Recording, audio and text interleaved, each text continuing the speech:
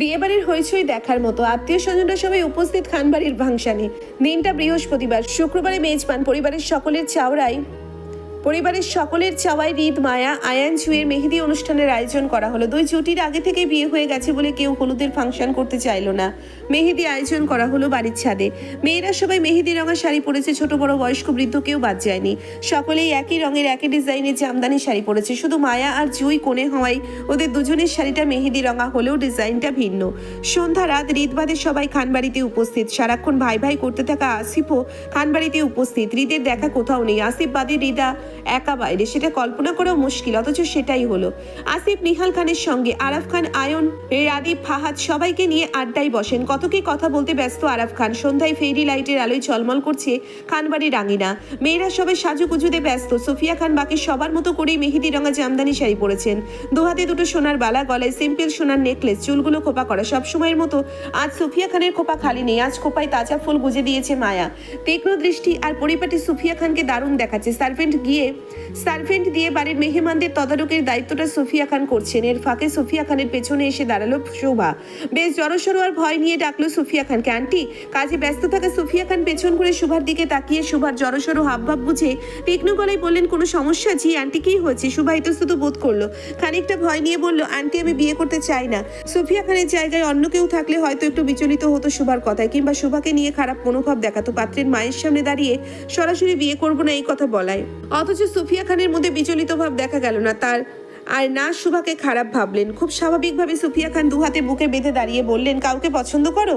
না আন্টি। তাহলে কারণ কি? সোফিয়া খানের তীক্ষ্ণ দৃষ্টিতে শোভা আরো জড়সড় হয়ে গেল। সে এমনিতেই বেশ সাহসী, কিন্তু সোফিয়া খানের সামনে দাঁড়িয়ে যেন সব সাহস ফুরিয়ে যাচ্ছে। শোভা জিভ দিয়ে ঠোঁট ভিজিয়ে বলল, রাদীপ ভাইয়া বলল ওনাকে বিয়ে করতে হলে আমাকে পড়াশোনা ছাড়তে হবে। ওনার পছন্দ না ওনার বউ পড়ুক, আমি যদি ওনাকে বিয়ে করি তাহলে উনি আমাকে পড়াশোনা করতে দেবেন না আন্টি। আমার বিয়ে নিয়ে কোনো সমস্যা নেই, কিন্তু আপনি জানেন আমার অনেক বড় স্বপ্ন, আমি পড়াশোনা করে ডাক্তার হব। পড়াশোনা ছাড়তে হলে আমি এই বিয়েটা করতে চাই না আন্টি। শোভার কথায় সোফিয়া খান বেশ বিরক্তি সহকারে আশেপাশে তাকিয়ে রাদীপের খোঁজ করলেন। রাদীপকে না পেয়ে তিনি শোভাকে শুধিয়ে বললেন, তোমার পড়াশোনা নিয়ে কারো কোনো সমস্যা নেই, এমনকি রাদীপেরও না। রাদীপ নিজে একজন ডাক্তার, ও পড়াশোনার মর্ম বোঝে। ও শুধু তোমাকে ভয় দেখানোর জন্য বলেছে যে তোমাকে পড়তে দেবে না। বিশ্বাস রাখো, তোমাদের বিয়ে হলে সবচেয়ে বেশি রাদীপই তোমার পড়াশোনায় হেল্প করতে পারবে। শোভা কনফিউজড হয়ে সোফিয়া খানের দিকে তাকিয়ে বলল, কিন্তু ভাইয়া যে বললো। শোভাকে থামিয়ে সোফিয়া খান বললেন, ও মিথ্যা বলেছে, এখন যাও ফাংশনে এনজয় করোগে। শোভা কনফিউজড হয়ে সেখান থেকে সম্মতি জানিয়ে চলে এলো। শোভার খোপাতে সোফিয়া খানের খোপার মতো একটা ফুল গোজা ছিল। এটা মায়া করেছে। সোফিয়া খান, শোভা, মায়া তিনজনই একই রুমে ফুল খোপায় গুজেছে। শোভার সঙ্গে রাদীপের বিয়ের বিষয়টা মায়া বাংলাদেশে ফিরেই শুনেছে। তখন থেকেই মায়া শোভাকে নিজের যার মতোই ট্রিটমেন্ট করছে।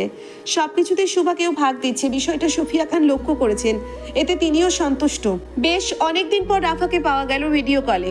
মায়া মেহেদি রঙা শাড়ি পরে বসে আছে। মায়ার রুমে জুই, টিয়া, নোহা তিনজনই রেডি হচ্ছে। ওদের সবাইকে রেডি করানোর জন্য সোফিয়া খান বেশ কিছু মেকআপ আর্টিস্ট মেয়ে আনিয়েছেন। সবাই রেডি হচ্ছে। মায়ার শাড়িটা পরে ভিডিও কলে রাফার সঙ্গে কথা বলছে। রাফা কেন মায়ার বিয়েতে থাকছে না সেই নিয়ে দুই বান্ধবীর মন খারাপ। রাফা বলল, তুই যখন টিয়াদের বাসায় লুকিয়েছিলি দুদিন, তখন ভাইয়া তোর খোঁজে আমার শ্বশুর বাড়িতে এসেছিল।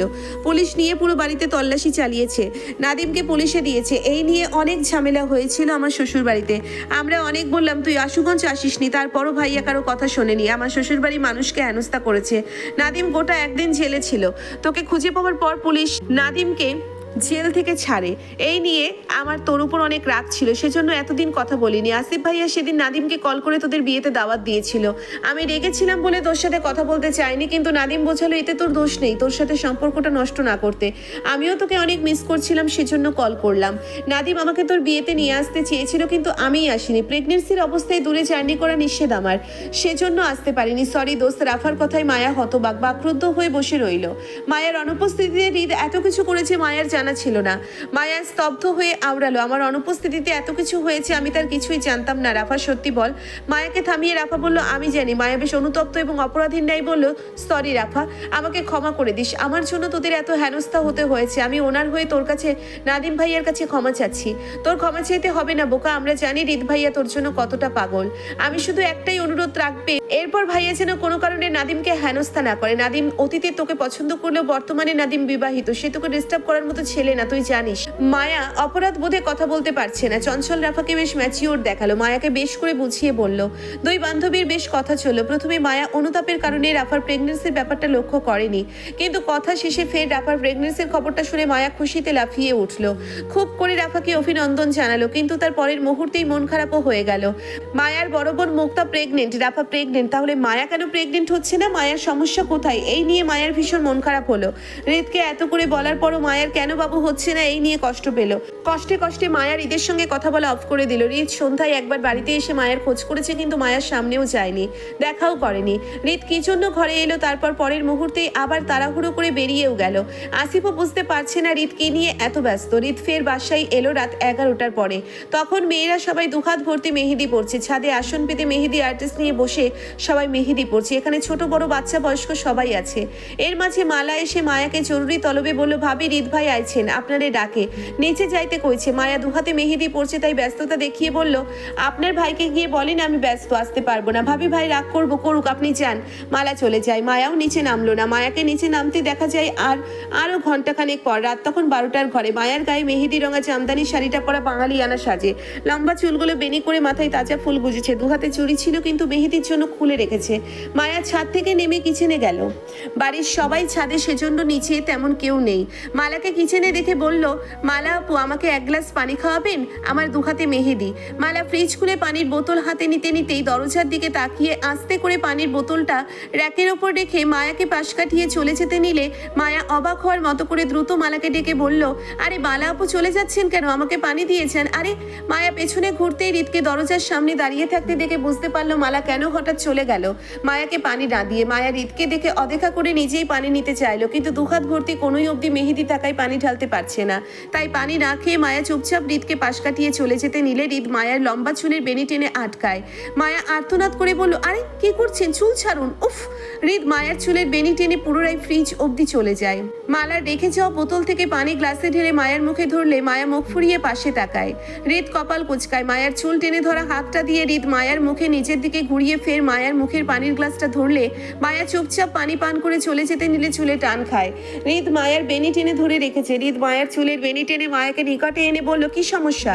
মায়া অভিমান স্বরে বলল, চুল ছাড়ুন, ব্যথা পাচ্ছি। কাহিনী কি? 4বার ডাকলাম, আসলে না কেন? আমি আপনাকে চিনি না তাই আসিনি। ও, আপনি আমাকে চেনেন না? শিওর আপনি? হ্যাঁ শিওর, আমি আপনাকে চিনি না। না চিনেই বিয়ে করে ফেলছেন? মায়া ফের মুখ ফিরিয়ে পাশে তাকিয়ে বলল, পারিবারিক পছন্দের বিয়ে তাই করছি, নয়তো পাত্র আমার পছন্দ না। হৃদ মায়ার চুলের বেনি হালকা টেনে মায়ার মাথাটা নিজের দিকে ঘুরিয়ে বলল, পাত্র পছন্দ হয়নি বলছো? হ্যাঁ। তাহলে এক্সচেঞ্জ করবেন? আপনার জন্য কিন্তু এক এক্সট্রা অফার আছে, করবেন? মায়া হৃদের দিকে তাকালো। হৃদের হাবভাব দেখে মনে হচ্ছে হৃদ বেশ সিরিয়াস মুডে কথাটা বলেছে। মায়া আগের নাই উত্তর দিয়ে বলল, না থাক, আম্মু কষ্ট পাবে, আমি আমার বাড়ির লক্ষ্মী বউ। এই বাড়ির ছেলে খারাপ হলে কি হবে? এই বাড়ির মানুষগুলো খুব ভালো, আমার পছন্দের। শুধুমাত্র শ্বশুর বাড়ির মানুষগুলো ভালো বলে শাশুড়ির ছেলেকে কষ্ট করে বিয়েটা করে নিব। আর পাত্র পছন্দ হয়নি, এতেই একই পাত্রকে 4বার বিয়ে করতে যাচ্ছেন। পাত্র পছন্দ হলে কয়বার করতেন? রোজ একবার। মায়া মাথা নাড়ায়, সম্মতি দেয়। মায়ার সম্মতিতে হৃদ কপালের একপাশে হালকা চুলকে মায়ের দিকে তাকায়। মেহেদি রঙা জামদানি শাড়ি পরে দাঁড়িয়ে আছে, দুহাতে মেহেদি পড়েছে। শরীরে যা অলংকার আছে সবই গোল্ডের। ফর্সা শরীরে মায়াকে মেহেদি রঙের জামদানিতে চকচকে লাগছে। হৃদ হঠাৎই মায়ের গলায় ঝুঁকে পড়ে শব্দ করে চুমু খেলে মায়া চমকে, কি করছেন? আহাজারি করে পিছিয়ে যেতে চাইলে হৃদ দুহাতে মায়ের কোমর চেপে স্থির করে। মায়া মেহেদি মাখা দুহাত দুদিকে ছড়িয়ে দেয় যাতে নষ্ট না হয়। হৃদ মায়ার গলা ছেড়ে দুগালের শব্দ করে চুমু খায়। মায়ার কপালে ঠোঁট বুলিয়ে মায়ের সঙ্গে ঘনিষ্ঠতা বাড়িয়ে দাঁড়িয়ে বলে, আমারও পাত্রী পছন্দ হয়নি, পরিবারের চাপে বিয়ে করছি। আপনাকে আমি বিশাল বড় ডিসকাউন্টে 2টো অফার দিচ্ছি। 1 নাম্বার অফার, আপনার স্বামীকে ছেড়ে আমাকে বিয়ে করে ফেলুন। আর 2 নাম্বার, মায়া হৃদকে বলতে না দিয়ে দ্রুত 2 নাম্বার অপশনটা চুজ করে বলল, তাহলে আমি 2 নাম্বার অফারটা নিব, তাই? হ্যাঁ, 2 নাম্বার অফার হচ্ছে আপনি চাইলে আমরা দুজন এখনই পালিয়ে যেতে পারি দূরে কোথাও, যেখানে আপনি আর আমি থাকবো শুধু। তারপর কোনো একটা কাজী অফিস থেকে বিয়ে করে নিব, আর নয়তো বিয়ে ছাড়াই থাকবো। কি বলেন, পালাবেন আমার সাথে? হ্যাঁ। মায়া মনে করেছিল হৃদ মায়াকে বিয়ে না করার অফার দেবে, অথচ হৃদ ঘুরে ফিরে নিজের অফারই মায়াকে দিচ্ছে। মায়া না সূচক মাথা নেড়ে বলল, আর কোনো অফার নেই? আপনার চাইলে অবশ্যই আছে। কি অফার? আপনি চাইলে আমার সাথে পরকীয়া চালাতে পারেন, ঘরে স্বামী থাকলো, বাইরে আমি। কি বলেন? মায়া হৃদকে ঠেলে দিতে চেয়ে বলল, ঘুরে ফিরে নিজের অফারই দিচ্ছেন, আপনি বাদে আর কোনো অফার নেই? Sorry madam, not available. আপনার অফারগুলো আমার পছন্দ হয়নি। এমনিতেও আমার স্বামী ভালো মানুষ না। কথা বলার আগেই ওনার হাত উঠে যায়। আপনি ওনার বউকে ভাগাতে চাচ্ছেন কিংবা পরকীয়ার প্রস্তাব দিচ্ছেন, শুনলে আপনাকে গুলি করে মারবে। আমি ওনার অনেক শখের বউ। আমার সাথে ঘেঁষাঘেঁষি করা চলবে না, ছাড়ুন, দূরে যান। মায়া যেটুকু দূরে ঠেলতে চেয়েছিল রিত ততটুকু দূরত্ব নিয়ে ঘনিষ্ঠ হয়ে দাঁড়িয়ে বলল, সমস্যা নেই ম্যাডাম, রিত খানের বউকেই না হয় আমিও ভাগাভাগি করেই ভালোবাসলাম। তারপরও শখের জিনিস তো আর এমনই ছাড়া যায় না, তাই না? হৃদের হেয়ালিতে হঠাৎ করে মায়া প্রসঙ্গ পাল্টে বলল, রাফা প্রেগনেন্ট। ওকে, রাফার বিয়ে আমার পরে হয়েছে, তা ও আমার আগে প্রেগনেন্ট হলো কিভাবে? হৃদ বিরক্তির গলায় বলল, সেটা আমি কিভাবে বলবো? আজব, তোমার বান্ধবী কি আমাকে বলে প্রেগনেন্ট হয়েছে যে জানবো? দুজনের কথোপকথনে মায়া রেগে বলল, বাজে কথা বলবেন না, রাফার জামাই আছে বলেও প্রেগনেন্ট হয়েছে। আপনিও তো আমার জামাই হন, তাহলে আমি এখনো কনসিভ করছি না কেন? সত্যি করে বলুন, আপনার কি সমস্যা আছে? হৃদ এবার বেশ বিরক্তি নিয়ে মায়াকে নিজের থেকে সরিয়ে দিতে দিতে শক্ত গলায় বলল, জামাই বিয়ে মানে কি তুমি বোঝো? তোমার আমার সাথে সংসার করতে যত সমস্যা, তোমার সবার আগে বিয়ে হয়েছে সেটা হিসাব করছো, অথচ তুমি যে স্বামীর সাথে সংসার করছো না সেটা দেখছো না কেন?